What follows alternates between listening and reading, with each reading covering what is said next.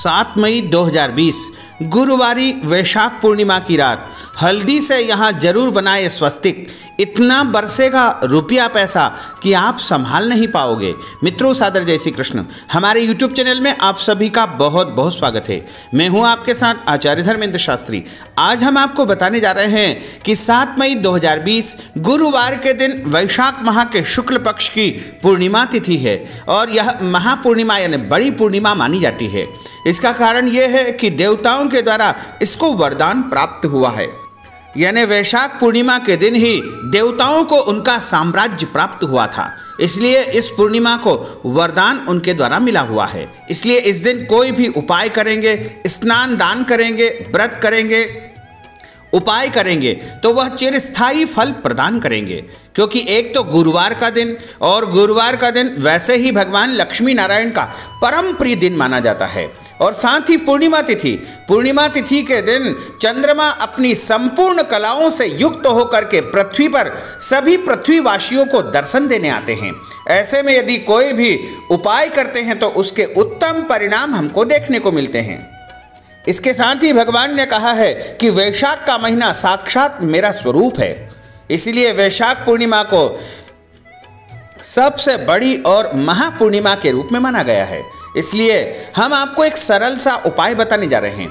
यदि आप बहुत आर्थिक परेशानियों से जूझ रहे हैं, कर्ज आपके ऊपर बहुत हो चुका है, या आपकी आमदनी के सोर्स कमज़ोर हो चुके हैं, या फिर घर परिवार में पैसा आने में परेशानियां आ रही है, या पैसा आता तो है लेकिन टिकता नहीं है और खर्चे बहुत ज़्यादा हो गए हैं, आमदनी के सोर्स कम हैं, ऐसे में आपको एक सरल और सटीक उपाय वैशाख पूर्णिमा की रात में करना चाहिए। रात में सूर्यास्त के बाद इस उपाय को करना अति उत्तम रहेगा। यानी 7 मई को जब सूर्यास्त हो जाएगा उसके बाद आपको भगवान के सामने बैठ करके दीपक लगाना है। भगवान यानी लक्ष्मी नारायण भगवान का चित्र या उनकी मूर्ति के सामने बैठ करके दीपक लगाना है। और दीपक लगाने के बाद एक कटोरी में थोड़ी सी हल्दी आपको लेना है और हल्दी को अच्छी प्रकार से जल से घोल तैयार कर लीजिए और उस घोल को आप पहले लक्ष्मी नारायण भगवान के सामने रख दीजिए। थोड़ा सा उनको तिलक भी लगा दीजिए। भगवान विष्णु जी और लक्ष्मी जी को उस हल्दी से तिलक लगा दीजिए। तिलक लगाने के बाद में ध्यान करिएगा, प्रार्थना करिएगा कि हे प्रभु लक्ष्मी नारायण जी, हमारे घर में सुख शांति समृद्धि बनी रहे और सभी प्रकार से हम संपन्न रहें, सुखी रहे, स्वस्थ रहे। इस प्रकार आपकी मन में जो भी कामना हो उस समय वो आप उच्चारण करके बोलिएगा जरूर, क्योंकि बोलना आवश्यक होता है। जब तक हम अपने मुंह से अपनी बात नहीं रखते हैं तब तक जो है उसके उत्तम परिणाम नहीं मिलते हैं। हालांकि प्रभु तो अंतर्यामी हैं, वो सब कुछ समझते हैं, लेकिन फिर भी उनके सामने एक बार बोलना आवश्यक होता है। बोलने से वह बात सिद्ध हो जाती है और उसका परिणाम हमको देखने को मिलता है। उसके बाद हल्दी की कटोरी आप उठाइएगा और एक ब्रश आपको तैयार करना है। यदि आपके पास कोई ब्रश ऐसा हो जिससे आप स्वस्तिक आदि बना सकते हैं तो वो आप ले लीजिए। नहीं हो तो एक तीली में, काड़ी में या एक किसी भी लकड़ी में आपको रुई लपेट करके एक ब्रश तैयार करना चाहिए।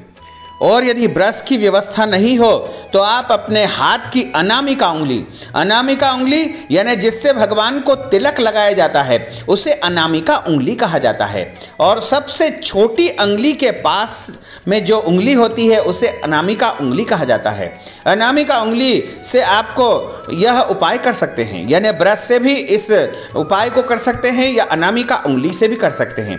सबसे पहले अपने मुख्य द्वार के बाहर आपको जाना है। जैसे हम अंदर घर में प्रवेश करते हैं उसी तरह आपको अंदर की तरफ आते जाना है। तो वहाँ पर 1 मिनट के लिए आपको खड़े रहना है और मन ही मन चिंतन करना है भगवान लक्ष्मी नारायण का।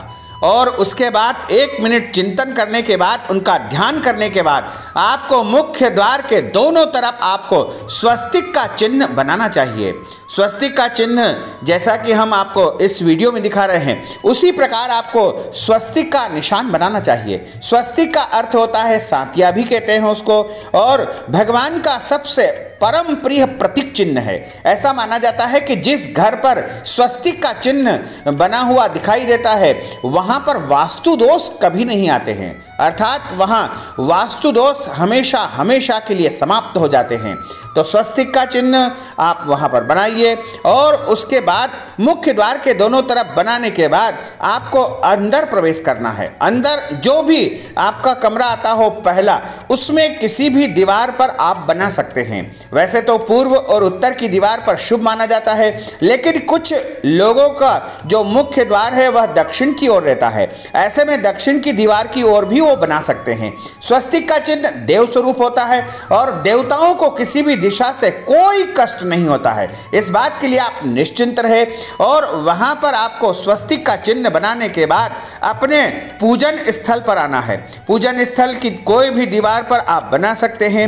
उसके बाद रसोई घर में, किचन में भी आपको एक स्वस्तिक का निशान बनाना है। उसके बाद अपने शयन कक्ष में भी, और उसके बाद बच्चों के विद्या अध्ययन कक्ष में भी। इसके अलावा अन्य जो भी कमरे आपके घर में हैं, उन सभी में आप स्वस्तिक का चिन्ह बना सकते हैं। केवल लेट बात को छोड़ करके अन्य सभी स्थानों पर आपको स्वस्तिक का चिन्ह बनाना चाहिए। और यह कार्य आपको 7 मई के सूर्यास्त के बाद से कभी भी कर सकते हैं, जो कि अगले दिन, यानी हम जो है उदया तिथि से तिथि का परिवर्तन मानते हैं। तो जैसे कि आपका जो समय रहेगा वो इस प्रकार होगा। 7 मई को शाम को जब सूर्यास्त होता है, आपके यहाँ सूर्यास्त हो जाए, अंधेरा हो जाए, उसके बाद इस उपाय को करना है। और सुबह जब सूर्योदय होता है, सूर्योदय लगभग अभी 5:30 या 5:40 के आसपास का समय सूर्योदय का है, तो उसके पहले तक इस उपाय को आप कर सकते हैं। तो आपको उत्तम परिणामों की प्राप्ति होगी और भगवान लक्ष्मी नारायण की आपके ऊपर अद्भुत कृपा होगी, क्योंकि पूर्णिमा की रात्रि में भगवान लक्ष्मी नारायण पृथ्वी पर भ्रमण करने आते हैं। ऐसे में जिन घरों पर स्वस्तिक के चिन्ह दिखाई देते हैं, उन घरों में वो प्रवेश करते हैं। साथ ही स्वस्तिक का जब आप चिन्ह बनाते हैं, उस समय आप जो है मौन रह करके इस उपाय को करें, अर्थात किसी से चर्चा न करें, मौन ही इस काम को कर सकते हैं। यदि कोई आपको देखता है तो कोई दोष नहीं है, लेकिन आपको उस समय कुछ भी बोलना नहीं है। बस इस उपाय को करते समय धैर्य, शांति, श्रद्धा, विश्वास तथा भक्ति की परम आवश्यकता होगी। जब ये सारी चीज़ें आपके अंदर मौजूद रहेगी तो ईश्वर आपकी सहायता करेंगे और आपके अंदर एक सकारात्मक ऊर्जा का प्रवाह होने लगेगा। जब हमारे अंदर नकारात्मक ऊर्जाएं समाप्त हो जाती है, सकारात्मक ऊर्जा का प्रवाह बढ़ जाता है, तब देवी देवताओं की कृपा भी बढ़ जाती है। क्योंकि देवी देवता जब हमारे अंदर प्रसन्नता देखते हैं, क्योंकि आत्मा सो परमात्मा, आत्मा में ही परमात्मा का निवास होता है। हमें अपनी आत्मा को जागृत करना होता है और जागृत करने के लिए आध्यात्मिक सिद्धि, साधना, उपाय आदि ही कर्म किए जाते हैं। क्योंकि मनुष्य ही एक प्रकार से जो है एक सर्वोच्च प्राणी है, जो परम पद को प्राप्त कर लेता है और देवत्व को सिद्ध कर लिया है। कई ऐसे दिव्य मनुष्य हुए हैं जिन्होंने देवत्व को सिद्ध कर लिया है। इस पृथ्वी पर कई ऐसे उदाहरण हैं जिन्होंने देवत्व को सिद्ध करके समस्त सिद्धियों को प्राप्त कर लिया है। तो यदि आप भी चाहें तो श्रद्धा, भक्ति, आस्था और विश्वास के साथ में इस उपाय को करते हुए अपने मन में सकारात्मक ऊर्जा रखें, विश्वास रखें और इस उपाय को करने के बाद जो हल्दी आपकी सेज बचती हो उसको बाहर आपको नहीं डालना चाहिए। उसको मंदिर में या भगवान के सामने आपको रख देना चाहिए, क्योंकि वह भगवान की प्रसादी हल्दी है।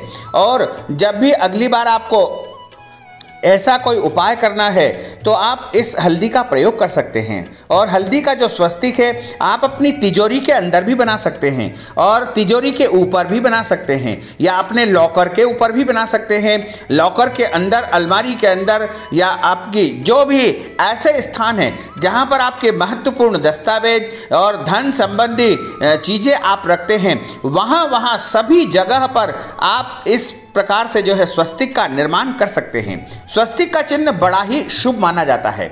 उसमें जो है एक प्रकार से प्लस का निशान होता है और उसके बाद में क्लॉकवाइज उसमें चारों तरफ 4 जो है रेखाएं खींची जाती है और उसके बाद फिर उसमें एक सीधी सीधी मतलब रेखाएं खींची जाती है, जो कि एक प्रकार से सभी दिशाओं से एक ऊर्जा आपके घर में लेकर आता है। यानी जो चारों दिशाओं से जो ऊर्जा आएगी वह स्वस्तिक के माध्यम से ही आपको प्राप्त हो सकेगी। तो हमने वीडियो में आपको स्वस्तिक कैसे बनाते हैं यह बताया है। हमारे इस ज्ञानवर्धक वीडियो को आप अधिक से अधिक लोगों को शेयर करिएगा, लाइक करिएगा, कमेंट करिएगा और यदि अभी तक आपने सब्सक्राइब नहीं किया है तो अभी और इसी समय सब्सक्राइब अवश्य कर लीजिए। आपको और आपके पूरे परिवार को सादर जय श्री कृष्ण, सादर धन्यवाद।